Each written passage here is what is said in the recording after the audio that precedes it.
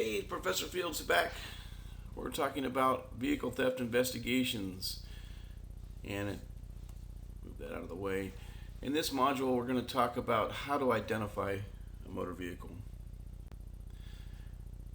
Some fast facts here: California, especially Southern California, we're number one. Stolen cars, imagine that. Once again this year, 94 Honda, 84 Honda, 98 Honda Civic, and 91 Camry. Number one stolen cars here in Southern California. Why? Because they're older and easier to steal. So this is student learning outcome number 2 for this module, which is explain the most common methods to identify a vehicle. Pictured is my 72 El Camino. Got license plates, VIN numbers, all kinds of stuff. We'll talk about that in a minute. Some ways to identify a vehicle.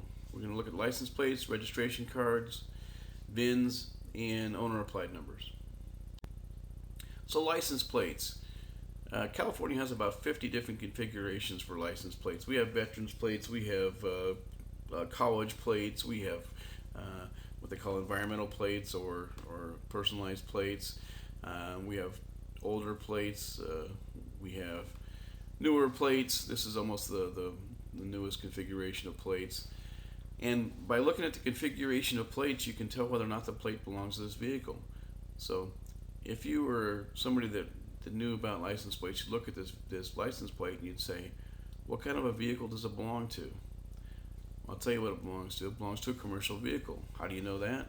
Because it's got a letter, it's going to be a number, a letter, and a series of numbers. That means it belongs to a commercial vehicle.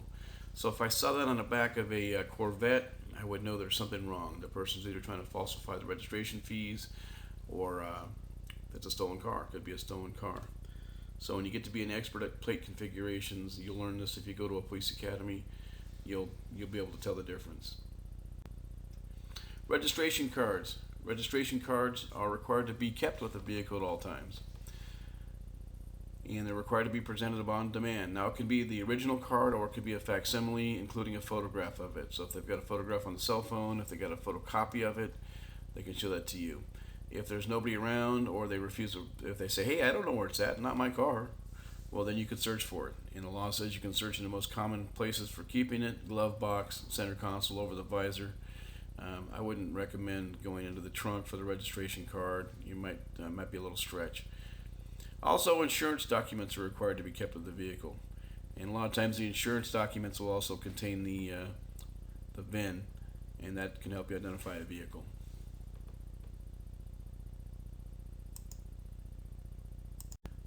Registration fees, who it belongs to, who the lien holder is, all kinds of good information on a vehicle registration card. Now we'll talk about the VIN. VIN. No, not this guy, not Vin Diesel. Fast and Furious. Furious 7's out now, I think. Talking about the vehicle identification number. This is a number that's used to identify cars, trucks, motorcycles, mopeds, any motor vehicle manufactured nowadays. This is a picture of a more modern VIN, not the most modern VIN, but it's got the barcode on it and the 17-digit VIN number, which I'll explain in a minute. This is an older VIN. It's not 17-digit, which means it was manufactured before 1981. An old Chrysler, some kind of Mopar. I could look it up, but I don't know right now. This is even an older VIN. It's as you can see, it's rusted out a bit. I have an old pickup truck that's probably looks like that. Actually, it does. It's all rusted out. It's a 1979 pickup truck. It's rusted out like that. My El Camino, though, is in pretty good shape. This is what's called an assigned VIN. This is one from Arizona, but the California sticker looks fairly similar. What this means is the original VIN plate is somehow missing. Either it was stolen or was damaged in a car crash. Somehow it was taken off, and the person needs to get a duplicate of that. This is normally taped on the driver's side, on the inside the driver's door, onto the pillar, what's called the A pillar of the car. And what happens is the person goes down to the local police department, CHP department, and the officer there, he or she will inspect the vehicle, inspect the secondary numbers, and make sure all the paperwork matches, and then they'll put this duplicate VIN on the vehicle. Some officers will walk up on a car and say, "Hey, wait, the VIN's missing," and then they'll look and they'll say, "Oh, wait, it's stolen," and they'll look and they'll go, "Oh, wait, nope, it has a signed identification number."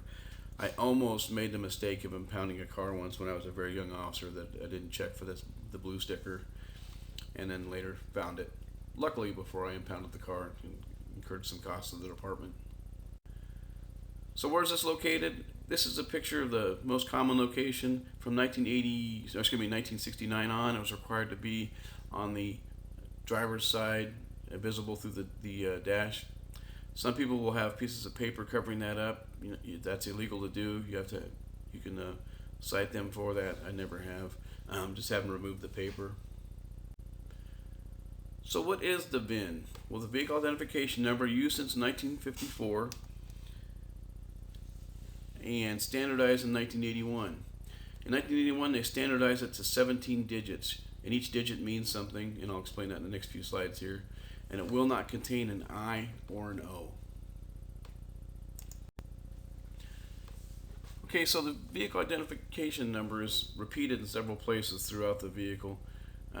It's repeated on the door, on the driver's side door, and what's called the emission sticker, which shows that the vehicle complies with whatever the emission standards are from that area. And on high theft vehicles, it's repeated in several other locations too, such as the hood, the doors, the trunks, hatchbacks. And if removed or altered, can be impounded. Check your local policy. My wife works for CHP, and cars come in to be inspected by the officers there, and determine that the numbers have been removed inappropriately, either through stolen. A lot of times they buy these cars off of Craigslist. Don't buy a car off of Craigslist, folks. That's just ridiculous. Anyway, people buy these cars off of Craigslist. They pay good money for them. They drive into the CHP office. They get inspected, and they drive out without doors, hoods, and trunks. It's pretty embarrassing. I feel sorry for these people that got ripped off. And of course, these people are never to be found because you bought it off of Craigslist. Anyway, check your local policy when it comes to whether or not you should impound the vehicles. The agency I used to work for, CHP, it was up to the officer's discretion. Most of the time, we just gave them an appointment to come down to the office. The partial VIN is repeated throughout the vehicle. It's stamped on the engine, transmission. It'll be a partial VIN on the code plate, paint code plate, which is shows what kind of, if the body repair shop needs to know the paint code so they can repaint the vehicle, or trim code plate, which talks about the trim on the vehicle, such as it's an XLT or an LT for the Fords, or Chevy Silverado or a Cheyenne for the pickup trucks.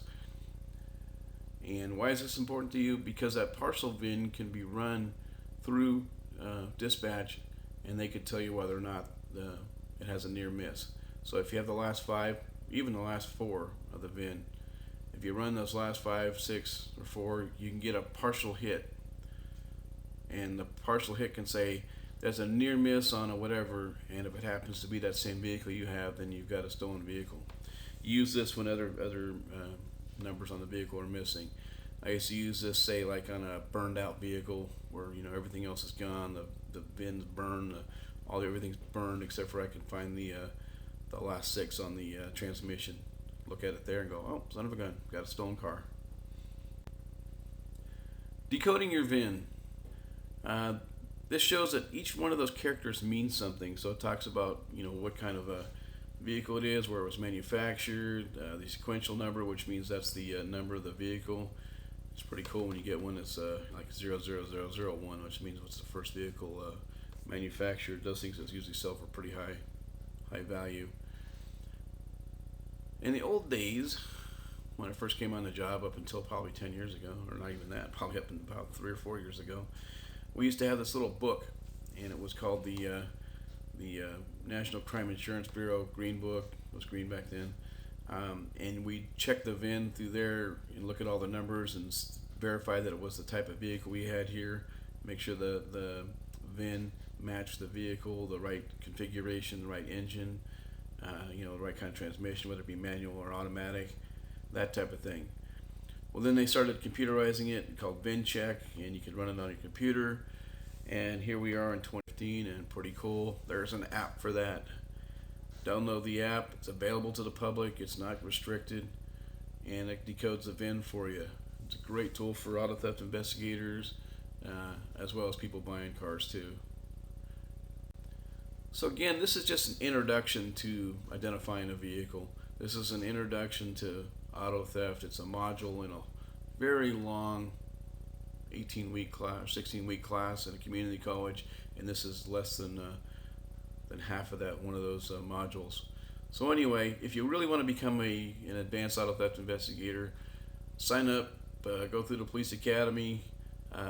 Once you graduate and finish up all your training and everything, you can go to some auto theft classes. You may even decide you want to be an auto theft investigator. Pretty cool to do. Anyway, let's go on to the next learning module. Thanks.